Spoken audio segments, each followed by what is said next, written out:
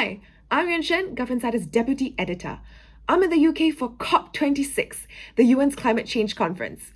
Over the next 2 weeks, world leaders will be gathering to discuss and determine the way forward for tackling climate change. Here are 3 things that you need to know about COP26. This is Gov in 60 seconds. Start the clock. Number 1.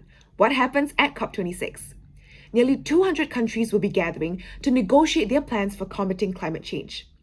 COPs, or Conference of the Parties, are the world's only global platform for governments to come together and specifically address the issue of climate change. Number 2. What makes COP26 particularly important? Some have called COP26 the world's last best chance to reverse our path towards climate doom. And that's because this year, countries are due to revisit the national plans and targets for reducing carbon emissions.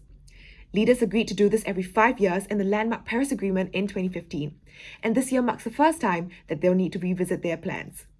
Number 3. What does COP26 set out to achieve? There are 4 things. The first is to make sure that we hit net zero global emissions by 2050.